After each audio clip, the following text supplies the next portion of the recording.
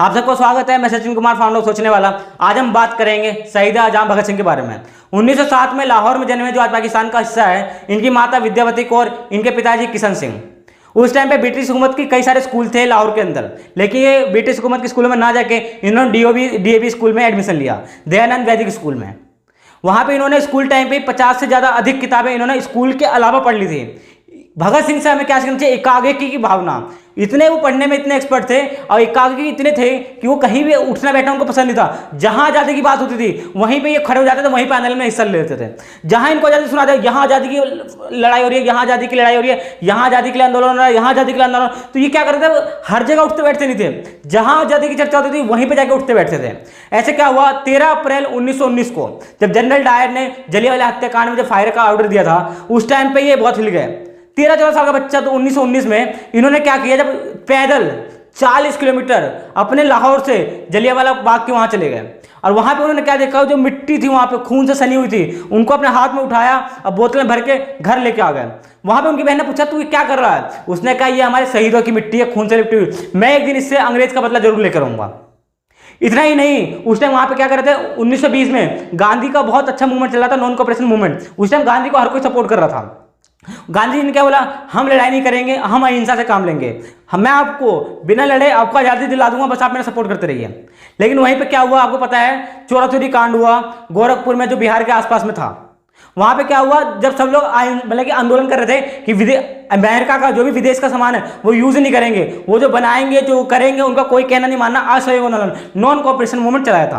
तो वैसे ही चोरी चोरा कांड जो वहाँ पे हुआ था, वहाँ पुलिस स्टेशन के सामने वहाँ पे विदेशी शराबें, विदेशी कपड़े, विदेशी सारा सामान मिल रहा था। तो वहाँ पे भारी मात्रा में बहुत विरोध हो रहा था, उसका आंदोलन हो रहा था। वहाँ पे भी भगत सिंह जाके वहाँ पे मतलब आंदोलन में इतना हिस्सा लिए थे। लेकिन वहाँ पे दुकानदार, वहाँ पे जो जमींदार था, वो जाके वहाँ पे ब्रिटिश हुकूमत के पास गया और कह रहा ऐसा तो मेरा धंधा बंद हो जाएगा, आप इसको मदद करिए। तो जो थानेदार का जो वहाँ पे थानेदार था, वो गया और वो हवा में फायर करा और बोला कि अपना आंदोलन किया उसको बंद करिए। लेकिन नहीं, वहाँ पे आंदोलन बंद नहीं हुआ, वहाँ आंदोलन और तेज होता गया। उसने 2-3 और हवा में फायर करा, लेकिन ऐसे वहाँ पे पब्लिक मानी नहीं, तो उसने 2-3 लोगों को वहाँ पे गोली मार दी दाएं दाएं। गोली मारने के बाद क्या उसने फिर 2-3 हवा में गोली मारी, फिर सामने पब्लिक है, उसको 2-3 गोली मार दी वहीं पे दाएं दाएं। इतना वो प्रिपरेशन नहीं था, प्रिपेयर नहीं था, वहाँ का जो कोतवाल था, थानेदार था, प्रिपेयर नहीं था। तो यहाँ पे जैसे पब्लिक को पता लगी कि उसकी गोली खत्म हो गई है, बस पब्लिक ने मिलकर उसको मारने लग गए। और उसके बाद क्या हुआ, वो सारे के सारे जेल की तरफ भागने लग गए। और वहीं पे वहाँ की खड़ी पब्लिक ने पूरे जेल में अपना पूरा आग लगा दिया और वहाँ पे 17 पुलिसकर्मी मारे गए। उसके बाद गांधी ने क्या किया, अपना नॉन कोऑपरेशन मूवमेंट, अपना जो असहयोग आंदोलन था उसको तुरंत वापस ले लिया। अब तो ये बिल्कुल वो रह गए, क्योंकि जब भगत सिंह जैसे लोग थे वो गर्म दल के थे। उसी टाइम वहां पे 2 दल बन गए, एक नरम दल, एक गरम दल। नरम दल गांधी का जो अहिंसा की बात करता था, गरम दल भगत सिंह का, चंद्रशेखर आजाद का, राजगुरु सुखदेव का। इन्होंने क्या किया, अब तो आज़ादी मिलेगी। कुछ टाइम तो इनको ऐसा लग रहा था कि अब आज़ादी तुरंत मिलने लगी है। अगर नॉन कोऑपरेशन मूवमेंट बंद ना हुआ था तो हो सकता है कि आज़ादी हमें कुछ साल पहले ही मिल जाती। लेकिन क्या हुआ, ये रुके नहीं, ये आगे बढ़ते गए। इनके अंदर जो देशभक्ति की भावना थी, ऐसे ही राजा राममोहन राय के कॉलेज में गए, आगे ये पढ़ाई का इनका बहुत शौक था। उस टाइम पे ये एकाग्र की इतनी तगड़ी भावना थी कि कॉलेज के साथ साथ इन्होंने 300 से ज़्यादा किताबें पढ़ ली थी। और 300 से ज़्यादा किताबें पढ़ने के बाद इनका इतना, मतलब कि अब पढ़ते कौन सी किताबें थी, स्वतंत्रता सेनानी की, लिटरेचर की, कई सारी ऐसी किताबें की, देश दुनिया की खबरें पढ़ते थे। इनको पढ़ना बहुत अच्छा लगता था। तो राजा राममोहन की वहाँ पे जाकर उन्होंने पढ़ा। और वहीं पे क्या हुआ, लाला लाजपत राय, जो वहाँ पे आंदोलन चला था, साइमन गो बैक का आंदोलन चल रहा था। साइमन गो बैक का जब आंदोलन चला था, वहाँ पे लाला लाजपत राय ने इनसे समर्थन मांगा। लेकिन हाँ, ये उनको पसंद नहीं करते थे कि दोनों के सोच विचार अलग अलग थे। लाला लाजपत राय ये थे गरम दल, नरम दल के, और जो हमारे भगत सिंह जी थे ये थे गरम दल के। लेकिन उन्होंने कोई बात नहीं, उनके साथ में आके वहाँ पे इन्होंने आंदोलन किया साइमन गो बैक का। लेकिन वहाँ पे क्या हुआ, जब पुलिसकर्मियों ने उस पर हमला करने लग गए, लाठियाँ चार्ज कर दी, तो वहाँ पे राजा राममोहन, लाला लाजपत राय को वहाँ पे जब मार पड़ी तो वो सर से इतना खून निकल गया था। जब उनको हॉस्पिटल में भर्ती किया गया तो वो बच नहीं पाए, वहाँ पे वो एक्सपायर हो गए, लेकिन शहीद हो गए। लेकिन वहाँ पे चंद्रशेखर आजाद, भगत सिंह, राजगुरु सुखदेव जो भी थे वहाँ पे, उन सब ने प्रण लिया कि भले हम इनसे मैच ना खाते इनकी विचारधारा से, लेकिन ये है तो हमारे पिता समान, हम इनकी मौत का बदला लेंगे। तो जिस कोतवाल ने उसको गोली मारी थी, इन्होंने क्या किया, प्लान किया, उस पुलिस थाने को चारों तरफ से घेर लिया और सब जने अपनी अपनी पोजीशन लेके रह गए। जैसे वहाँ से आया वहाँ का मेजेदार, वहाँ पे उन्होंने उसको तुरंत गोली मार दी। अब ऐसी भगत सिंह सामने 2-3 गोली और मार दी। और वो जब वहां से भाग रहे थे तो चंद्रशेखर आजाद के पीछे एक पुलिसकर्मी, हिंदुस्तानी पुलिसकर्मी आया। चंद्रशेखर आजाद ने बोला कि मुझे तुमसे मतलब नहीं है, तुमसे दुश्मनी नहीं है, मुझे इनसे दुश्मनी है। लेकिन वो तो था तो अंग्रेजों का गुलाम, तो इसने चंद्रशेखर आजाद ने उनको गोली मारी और वहां से भाग लिया।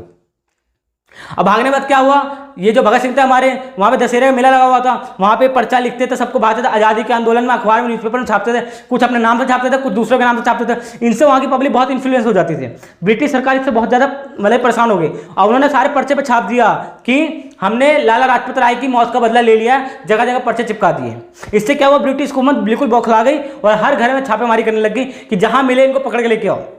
लेकिन भगत सिंह ने इन सब ने क्या किया, सरदार होने के बावजूद इन्होंने अपने सर की पगड़ी उतारी, अपने बाल कटवाए, अपनी दाढ़ी कटवाई और वहाँ पे एकदम अंग्रेजी स्टाइल में उन्होंने अपनी तिरछी टोपी लगा के, कोट पैंट लगा के, वहाँ पे इनकी एक भाभी थी जिन्होंने मदद की। उन्होंने कहा आप कुछ टाइम के लिए मेरी नकली वाइफ बन के हमको लाहौर से निकाले, क्योंकि लाहौर से कोई भी ट्रेन जा रही थी, वहाँ पे हर एक नौजवान की पूरी अच्छी से चेकिंग करी थी कि कौन था वो बंदा।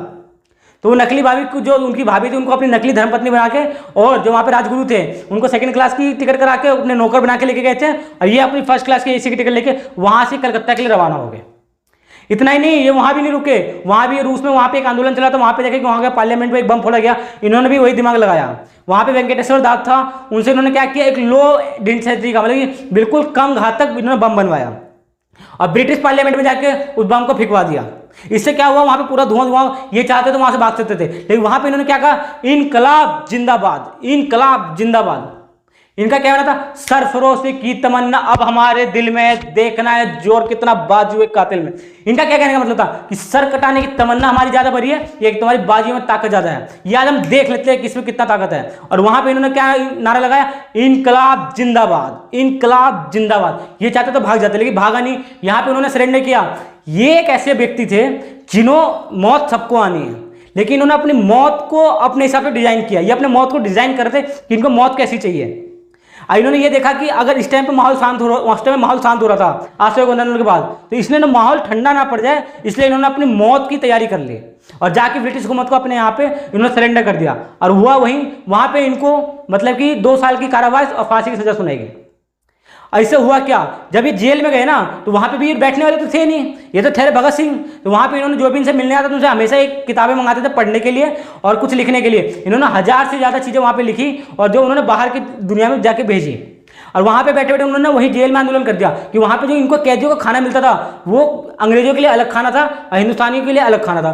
खाने लायक खाना नहीं था, कॉकरोच, मक्खियां, चूहे सब उसमें रहते थे, पीने के लिए पानी था। उन्होंने वहीं पे 64 दिन का अनशन पे रह गए। वो अंग्रेजों को लगा कि 2-4 दिन में बंद हो जाएगा, लेकिन नहीं, 64 दिन तक बिना खाए पिए रहे। उसमें से एक क्रांतिकारी की वहीं पे शहीद हो गया और लेकिन ये वहीं पे रह रहे। इन्होंने क्या बोला, जो ये मेरे जख्म के गुच्छे हैं, ये तो फूल के गुलदस्ते हैं, मैं पागल हूं, मुझे पागल ही रहना, तो मैं पागल ही अच्छे हैं। क्या बात कही इन्होंने। ये कहते हैं मैं वो पागल हूं जिस जेल में भी आजाद हूं। बात आप समझ रहे, इतना तगड़ा जज्बा इनका। और हाँ, इतना अनशन, इतने भूख प्यास के बाद भी इनके चेहरे पे थकावट नहीं थी, हमेशा चेहरे में मुस्कुराते रहते थे। बात समझे, ब्रिटिश हुकूमत इनसे इतना परेशान होगी कि इनके थक हार गई। और वहीं पे जो इनको 24 मार्च को 1931 में जो इनको फांसी होने वाली थी, तो इनको डर क्या लग गया कि पब्लिक वहां पे आके हंगामा ना कर दे, पब्लिक आकर वहां पे हंगामा ना कर दे, जेल में तोड़फोड़ ना कर दे, जेल में आग ना लगा दे। इसके चक्कर में इनको मतलब कि 23 मार्च 1931 को फांसी दी गई।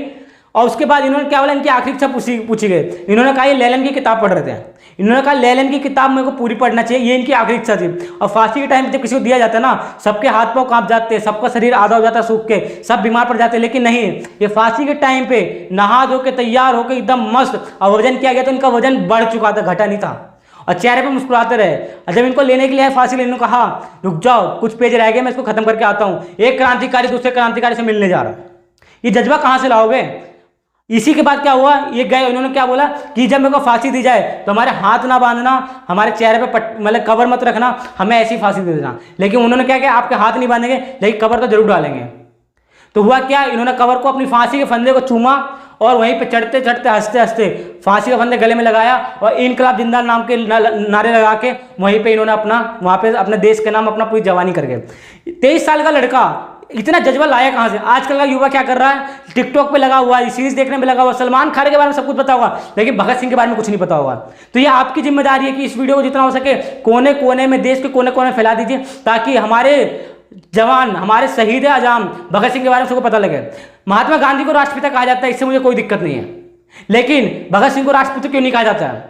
यह हम सबकी जिम्मेदारी है कि ये वीडियो जितना हो सके उतना फैला दें, हर कोने कोने में। इसको पता होना चाहिए कि भगत सिंह थे कौन, उनका जज्बा क्या था, उनको सोचने का तरीका क्या था, उनको उस टाइम मतलब नया ही जवान 17 साल का बंदा, 19 साल का बंदा इतना आज़ादी का क्रांतिकारी जज्बा लेकर जा सकता है, और आज का युवा क्या कर रहा है। इसलिए आपकी जिम्मेदारी है कि इस वीडियो को जहां हो सके फैला सके। मेरी जिम्मेदारी है कि मैं इसी तरह की वीडियो आपके पास लेता रहूं। मेरे चैनल पे बने रहिएगा, मेरे चैनल को लाइक शेयर एंड सब्सक्राइब जरूर करिएगा, ताकि आपको आने वाले टाइम पे इससे अच्छी अच्छी वीडियो मिलती रहे। जय हिंद, जय भारत।